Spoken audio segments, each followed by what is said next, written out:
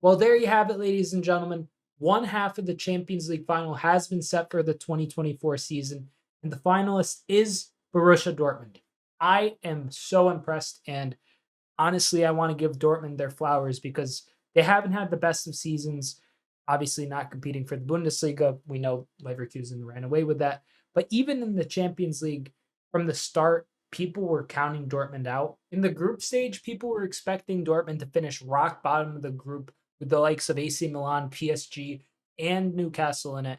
And I mean, here they are. They're in the finals. They're honestly, aside that, I feel like on paper, you're like, this is a squad punching above its weight. Whoever gets to the final, I feel like are favorites ahead of Dortmund, whether that's Bayern, and we end up seeing a repeat of the 2013 Champions League final, which, funnily enough, coincidentally enough, guess what? It was in Wembley. So, being that this 2013 final was at Wembley, and we could get a repeat of it with Bayern going to the final, which would be really weird considering the context of this season. Back then, I mean, Dortmund and Bayern were going head to head for the title. This season, Leverkusen's just steamrolled past both of them, had arguably one of the best domestic campaigns ever in Europe. And I mean, it feels a little different. So maybe Dortmund can, sneak a win still. Um, Speaking of Bayern versus Real Madrid, I mean, I'll cover that tomorrow in some more detail, but I I don't know who's a better opponent. I think Bayern maybe because Dortmund have played against Bayern a bit more this season, obviously, and the fact that I think Real Madrid would win it if they get to the final. And I don't think that personally Dortmund would be ready for that. I mean, that'd be nice too, still because it'd be kind of like a Jude Bellingham derby. But beyond that, I mean, I don't know if I mean I'm rooting for Dortmund from here on out. I'll be honest. I would love to see them win. Emre Can, former Liverpool player, Marco Reus getting a Champions League with Dortmund. I mean, it would really be like a fairy tale ending. And also for Terzic, um, Edin Terzic, he hasn't really had the most glowing of careers at Dortmund. It's been decent, I think, but he was set to leave and now he's not going to leave. So who really knows? Yeah, I think that Dortmund, all in all, are in a position to be underdogs going into the final, which they could use to maybe, kind of help boost their morale going into it. I mean, it's kind of like an us versus the world kind of mentality. And I mean, the fans were crazy today in Paris, the Dortmund fans. So credit to them. But I want to look at these games really quickly. I predicted 4-3. 4-3 aggregate score with Dortmund not going through, actually, I should say. So that is a bit of an L for me. I'll own up to that. This was a low scoring tie, 2-0 final aggregate score for Dortmund. They ended up scoring one goal in both of the fixtures. So, goal for Nicholas Fulkrug.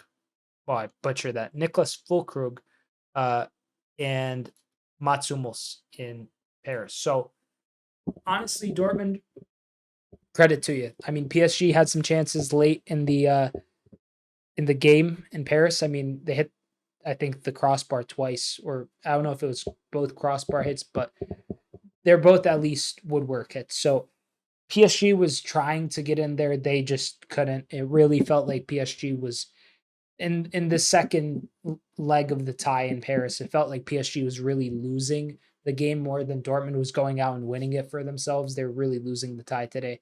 As far as Mbappe goes, Kylian, my friend, I mean, off to Madrid in the summer. I would imagine he would have liked to be able to compete in the Champions League final, but at the end of the day, uh, I feel like he's going to have greener pastures over in Spain. And despite all that, I think, my prediction for the final was Real Madrid PSG. So that would have been just like cinema, right? But beyond that, I mean, I really wouldn't have cared for a Bayern PSG tie. So, in that respect, I'm kind of happy that PSG is out because however you kind of slice it, the final is going to be really exciting. Um, you know, two really interesting narratives that you could go for in that. You could go with, the all German final or the Jude Bellingham derby.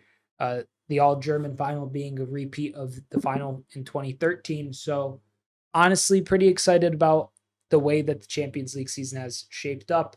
And one last thing to kind of just drive home the point as to how poorly PSG, like, I wouldn't say they bottled it because they were down going into this leg of the tie, but at the same time, it was just kind of a pitiful performance. They had 14 shots and 3 on target in the first leg in Germany, 90% pass accuracy, 58% possession.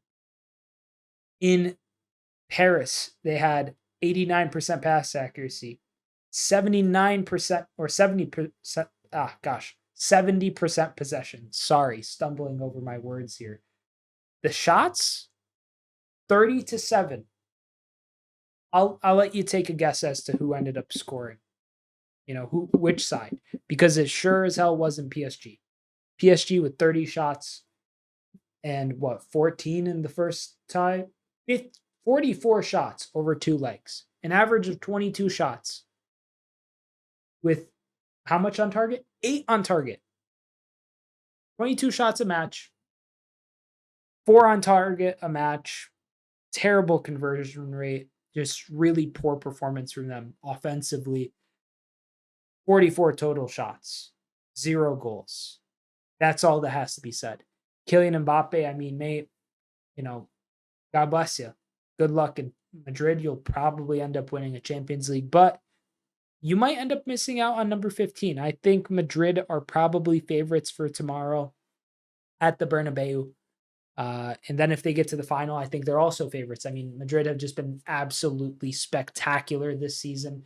Camavinga, Tchouaméni, the list goes on and on. You could go really extensive with Real Madrid, but all in all, credit to Dortmund. Congrats to them. I'm rooting for them from here on out. And honestly, what a defensive performance a bit of luck there too, but to kind of eke through to the final, especially being underdogs from the group stages onward, I think this is really a pretty big feat for them, especially in a season where, they're not really as competitive in the domestic cup or league in Germany. So huge boost for Dortmund. Always going to have a soft spot for them. Klopp having trained there and managed there before. And then obviously Emre Can there right now. I would love to see him win the Champions League because if I'm not mistaken, I'm pretty sure he wasn't with our squad for Champions League win with Klopp. I don't remember, but let me know your comments down below as to your thoughts with this fixture, the tie as a whole. How do you think it played out? What were your thoughts?